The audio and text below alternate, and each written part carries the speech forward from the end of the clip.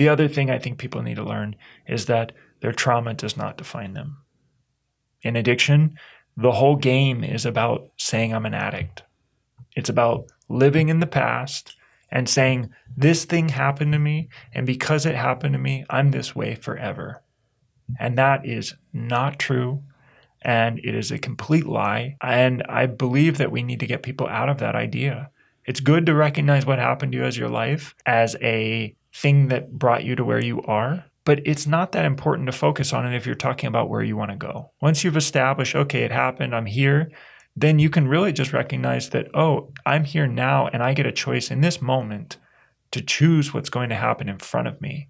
And I can look at what happened to me in the past as actually something beneficial that brought me to this moment, rather than something that was tragic or a mistake or a problem that happened or a disease that came over me as addiction is seen today. It actually is an evolution of the self to realize that the world and what's going on and how you're living your life needs to change. And then people need to get taught, don't eat fast food, don't eat processed food, eat microgreens, grow microgreens, take care of plants, don't live in small little places, don't work jobs you don't want to work just because you're supposed to.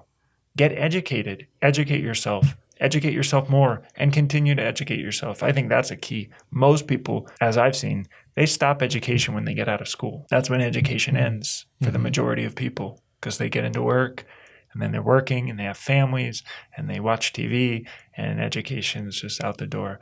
But if people realize that they need to continue to educate themselves and continue to learn, and they know that other people are doing that, they're going to be much more successful. So that's why I like to look at it as an academy rather than treatment, or rather than we're coming in to fix a problem.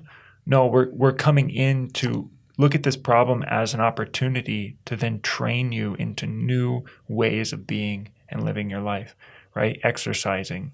This seriously, getting into exercise in a serious way.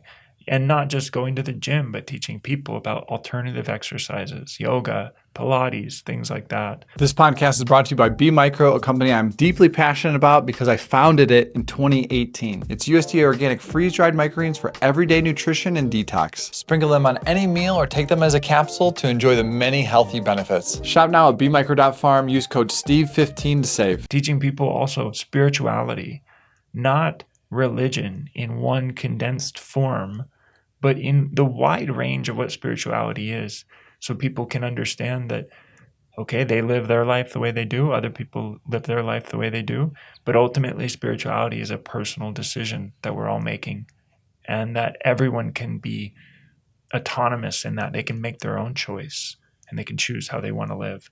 So these things are all things that I had to learn as I came out of Mormonism, and I came out of addiction, and I came out of all the trials and difficulty that I experienced in my life. I came to the realization that, wow, I just was so uneducated. I was so ignorant of so many things. And I still find that I'm majority ignorance exists in my mind because there's just so much in the world. But at least now I don't have the attitude that I know. I know that I'm ignorant. I accept that I'm ignorant.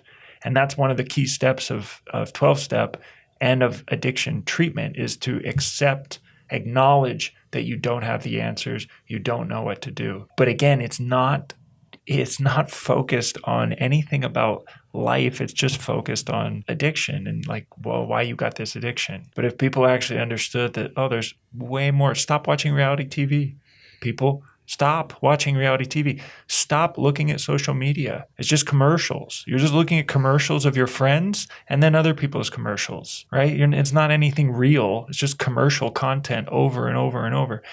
We need to break these cycles and help people understand what they're doing to themselves. So that's where my goal is around education. It's focused on education. I think we're going to treat people with Ibogaine, and we're going to treat people with ayahuasca, and we're going to help them to experience some very profound things. But the most profound part of what we're going to do is to take them through an educational curriculum that is very intensive in person there, but then long term is something that can always continue. It's evergreen.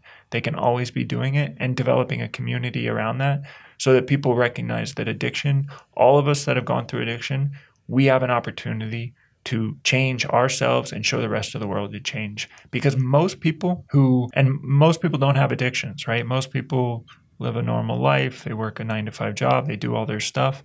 The people in addiction are the canary in the coal mine. They are showing us clearly that this life path that all of us are living is very uneducated. We're very uneducated on who's motivated, why we do what we do, and we're very uneducated on the options. And our society is crumbling because of it. Crumbling is maybe a strong word. Our society is having a lot of issues because of it, and it's systemic.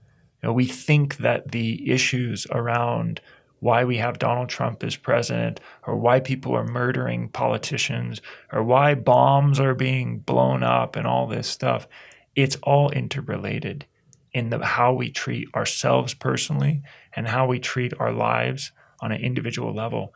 And it's something for all of us to wake up to and start living better lives, healthier lives, and more present with one another.